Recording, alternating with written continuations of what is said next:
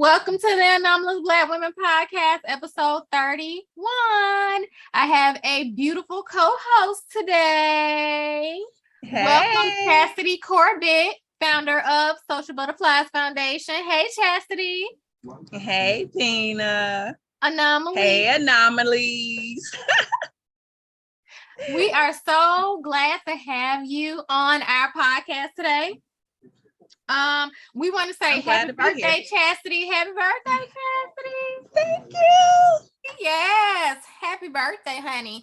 Yes. Happy birthday to everybody else that's out there. Happy birthday, happy graduation, happy wedding. If you do have happy divorce, whatever you got going on, happy BBL, whatever you got going on, honey. Happy whatever it is. We congratulate you. And we love you. So that is that. Yes. What's been going on with you, Chas? Trying to kick the birthday weekend off. Okay, so what you doing for birthday? You know my favorite thing is eating. Are you gonna have a smorgasbord? Because I want some food. Look, yesterday. Do I need to come to Virginia? Yeah, yes. You know how we do. But yesterday I kicked it off since it was Friday. I had my fish Friday. Ooh, what kind of fish? I don't know what kind it was, but it was good. It was good. And today I think we're gonna go do Mexican. Ooh. And I got to get me some Cold Stone. Like, I'm really trying to use all these birthday rewards that you get. Yeah. I ain't had Cold Stone in so long. Me and Lamar was just talking about it, how we ain't had Cold Stone in so long. Like, we ain't had Cold Stone since we were in Virginia. And it's a Cold Stone around the corner. We gonna have to go get some Cold Stone. You got to go get some Cold Stone. Yeah, we got to. We gonna have to go get some. Because, girl, I'm going to dive in. What you doing tomorrow? Tomorrow we're gonna do a movie day. Okay. So we're gonna go see Super Pets with the grandbabies. Oh, that's cute. That's cute. Yeah. They're so cute. I love them. They are a mess. They too big. They growing up too fast. They growing up too fast for me. I ain't been there, you know what I'm saying? Like to watch them grow up. And it's like every time I see them, they bigger and bigger. I can't stand it. You're not the only one. I'm like, y'all trying to move up and out the way. I don't like that. Like, what they moving up and out the way for? I don't know. They need to stay just like they are. I was just about to say, stay little. What y'all trying to grow up for? Just chill. And it's like Serenity is getting so much taller. She's catching up to Sincere. I know. She's so cute. I love her. She is a hot mess. She's a little. I'm gonna have to get her on. I'm gonna have to get her on the podcast. Me and her have a conversation. Oh, girl! Serenity to co-host the podcast. Look, and both of them, they'll be all there for it because they like to look at themselves on the screen, like, "Ooh, that's me." They keep saying, Sincere keeps saying, "We gotta do a TikTok." I said, "I told you I don't know how to do no TikTok." You gotta do a TikTok with them grandbabies.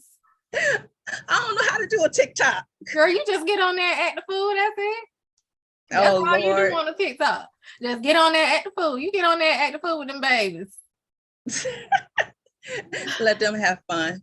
Yes. That's what I do. All right. What's been good with you? Nothing. You know, just chilling. Just kicking it.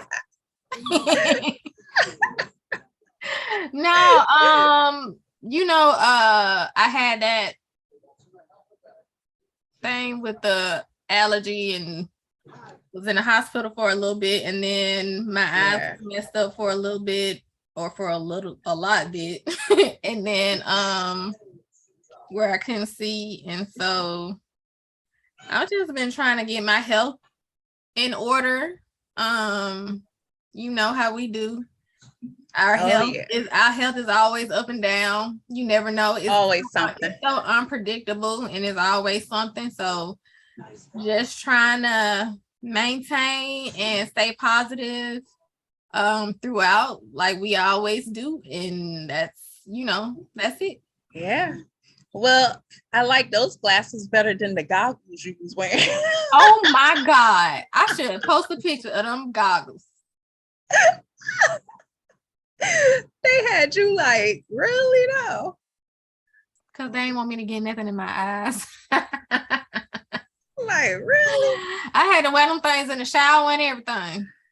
Oh my God. I couldn't get water or nothing in my eyes. That's hilarious. Oh Lord, where are those? You saved them for souvenirs. They in there somewhere. I got them in there somewhere. Them and them ugly shades they had me wearing.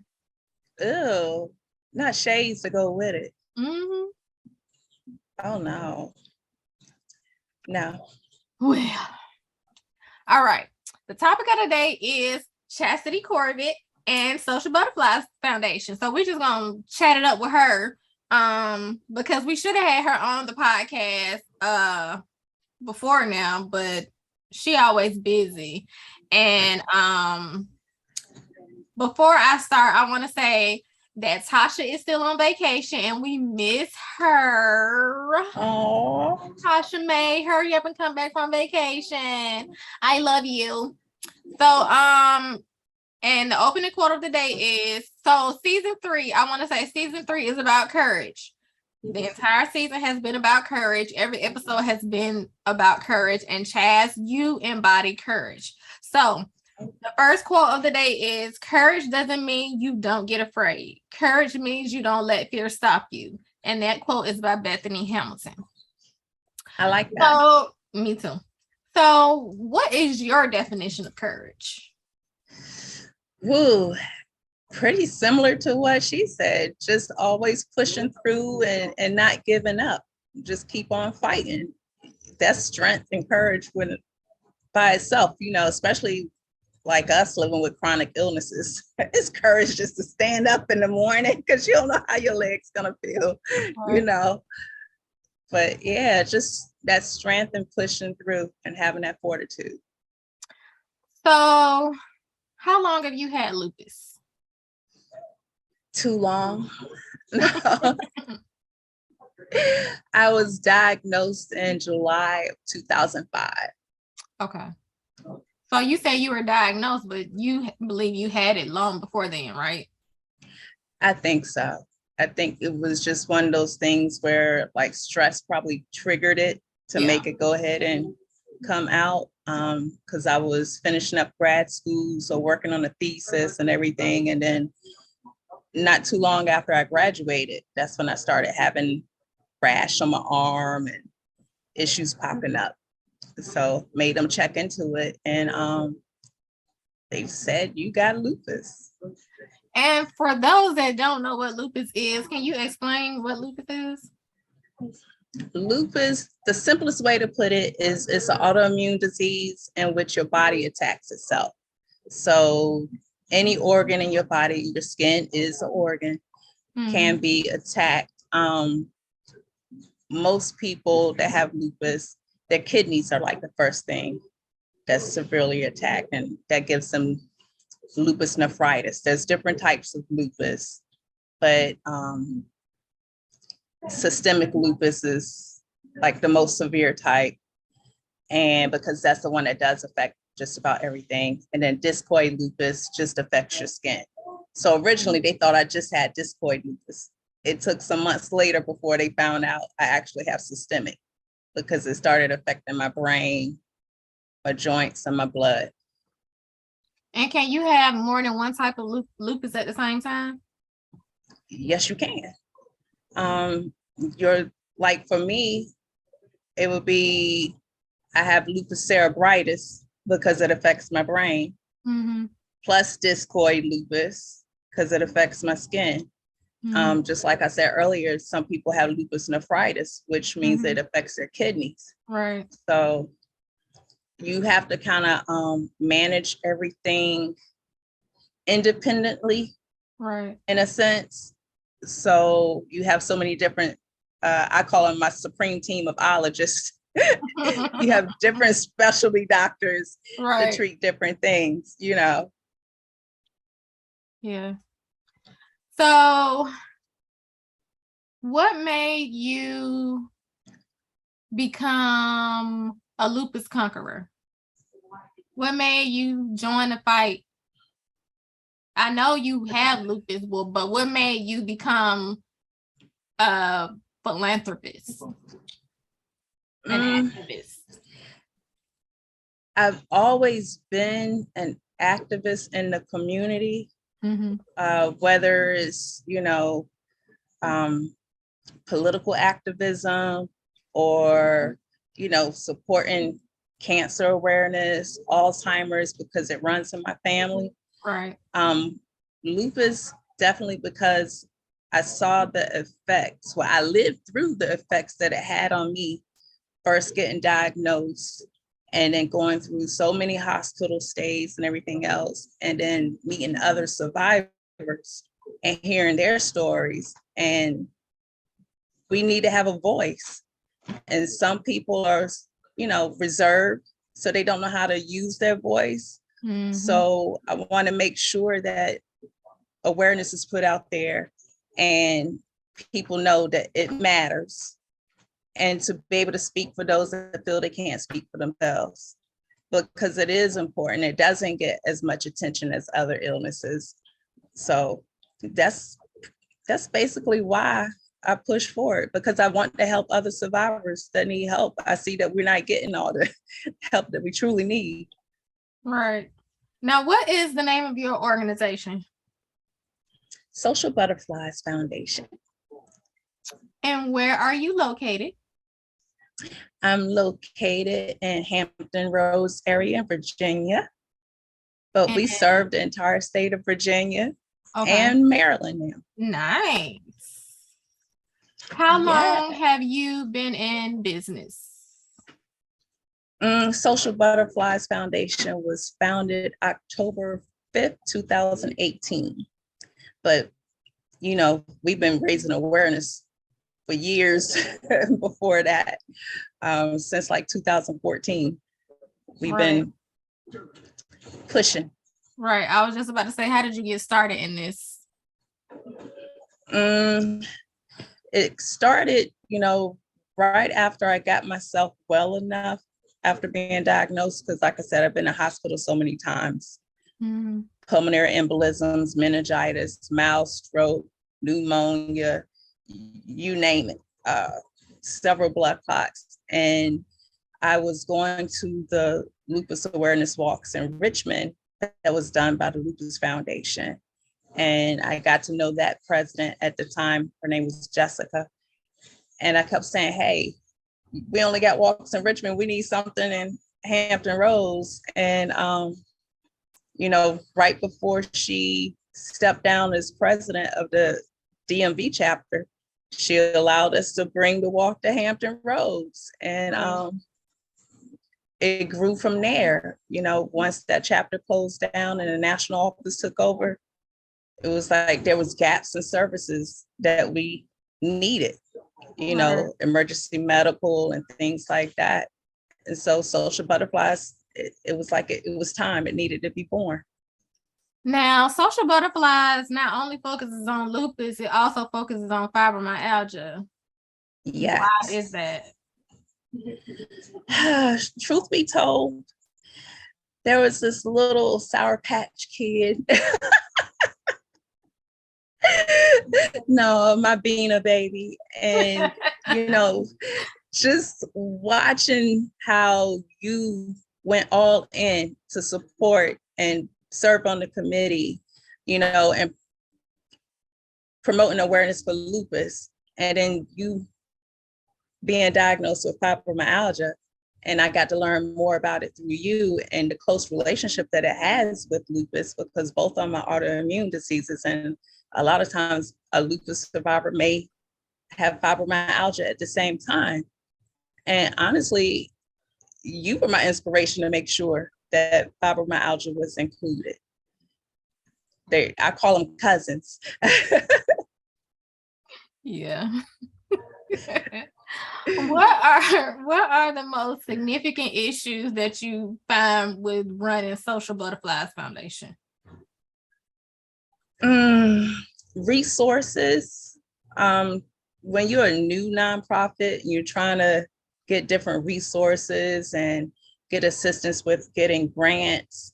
That's challenging because those things alone really need like an independent person, to be able to focus solely on grants. But then grant writers, they earn like 6 figures and we can't afford to pay a professional grant writer. When I see you email us about grants and stuff, they always have such stipulations, like you can only do this with the grant money. Like, why are you giving me grant money and telling me what to do with it? I'm a nonprofit, I'm gonna do nonprofit stuff with it. So like, you can only use this for marketing, you can only use this for this. Yes, you know what I'm saying? Like, I get it, like I understand, like you only want the money used for nonprofit stuff, but like, you are too pointed in telling me what to do with this money. You know what I'm saying? Like, I could use this money for something else, and you telling me that I can only use it for marketing. I don't get it. It's so. And then they want the receipts. A lot of them want you to do a closeout report and provide the receipts and your impact. Nerves. It's like, okay, why not just give the grant and let us trust that we're gonna do what we need to do and we send you those receipts. I was about to say, we can send you the receipts of what we did with the money if you want to know what we do with the money, but don't tell us what to do with it. Like, I don't like that. But I mean, and some of them are so picky. Yeah, like they want to know this. It's so pointed on what they want you to do with the money. Like, you can only do this. It can only go here. It can don't give me a grant for just marketing. I can give people food with that money. You talking about I can just use it for marketing? Exactly. Like, I don't like that. But I mean, I get it, but I just don't like it. And go ahead. The applications itself be difficult. Oh yes. They make it so hard. It's like USA Jobs. You ever try to get a job on USA Jobs? Oh Lord. That thing frustrated me so bad. That's why I hate grant writing. That's why I don't never answer those emails when you send them. She's like, good Lord, what they gonna want? You already know. You know, I hate reading stuff that's long. It made my head hurt. So when you send them grant writing things and you like, can y'all look over these grants? I'd be like, oh my God, oh Lord, help me, Jesus. I really want to help, but this is gonna kill me, Lord. You sound like Richard. He can't stand reading.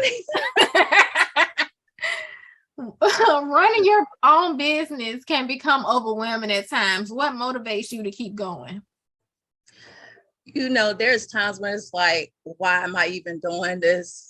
Like, I could be chilling, I don't need this added stress or whatever. And there are times that you feel like just throwing in a towel, but then it seems like someone always come along and drop that message like, oh, thank you. You helped me out so much with this. And it's like, dang. Right. Give you that extra, give you that boost of energy that just keep you on going. It just give you that boom, keep going, girl. Keep going. It never fails. It's like, I said, okay, so God just got to send somebody to slap me back around. Right. Oh my God. Right. But yeah, it's difficult. It's not easy at all. It's not like overseeing a committee or something like that, where it's easier to mobilize people and motivate them. And then, in the nonprofit world, like, we don't get paid. Right. At least not us, not now. You know what I mean? Right. We volunteer. Right. One day I would like for us to be able to have hired positions and stuff like that. But until we get financially secure like that.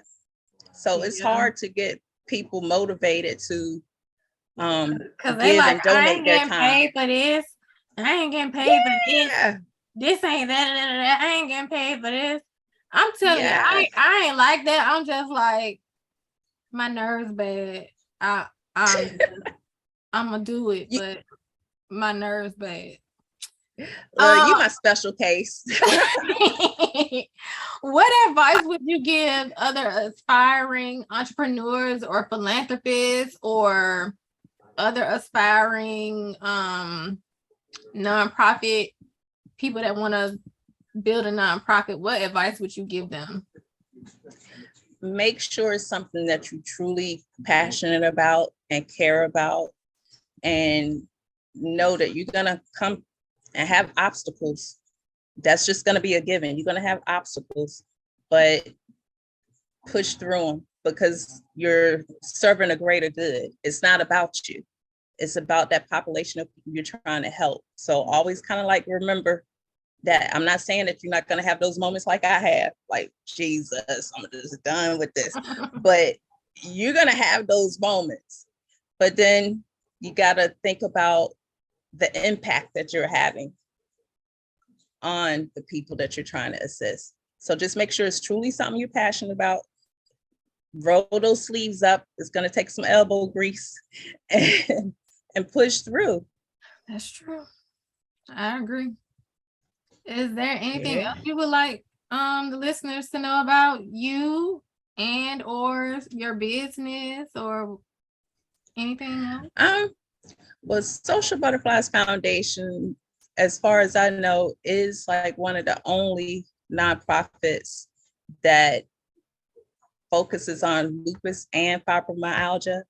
And the great thing about our board members is that they have the true compassion and understanding, because most of them are survivors themselves. The few that are not survivors, they actually have family members or friends that's living with the illnesses. So that makes us unique in itself.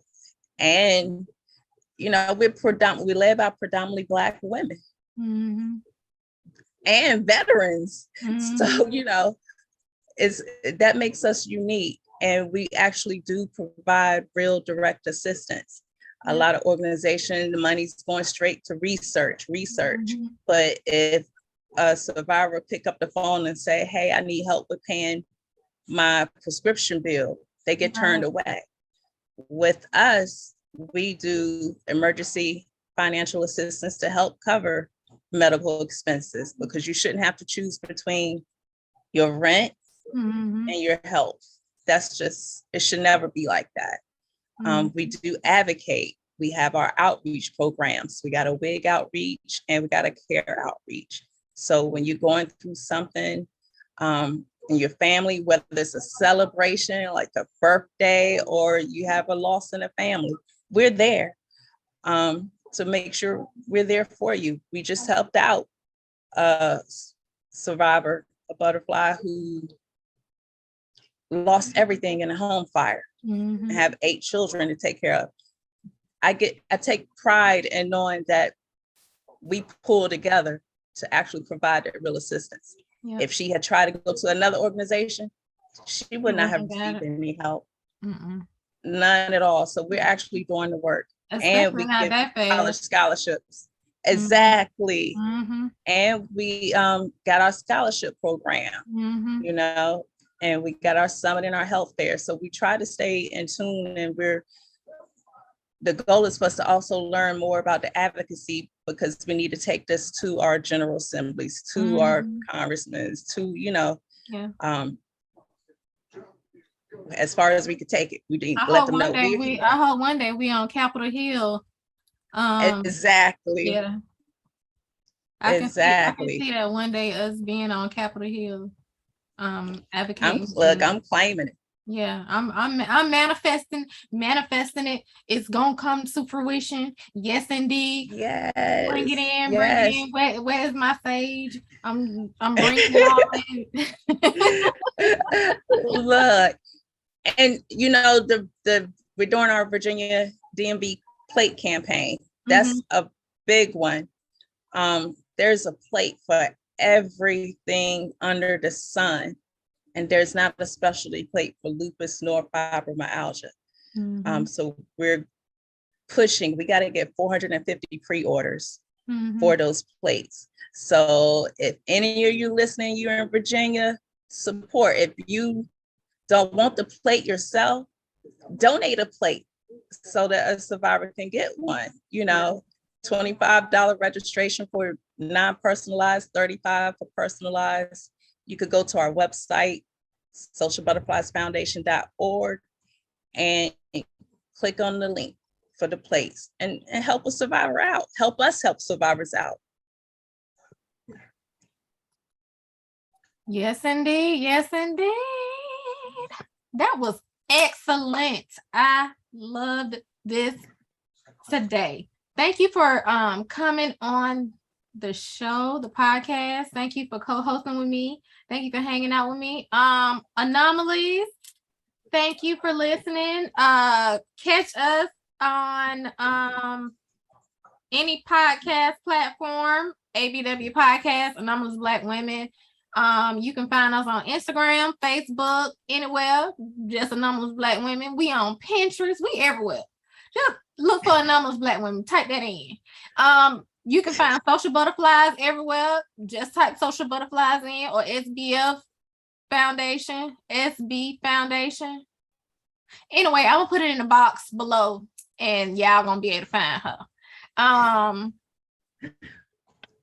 That ends our interview for today. I wish you much success in your future endeavors. You know I love you, and I'm pretty sure I love you more on here because this was so much fun. I enjoyed myself. I always enjoy myself when I'm hanging with you. Of course, of course. Thank you guys for tuning in. See you next time.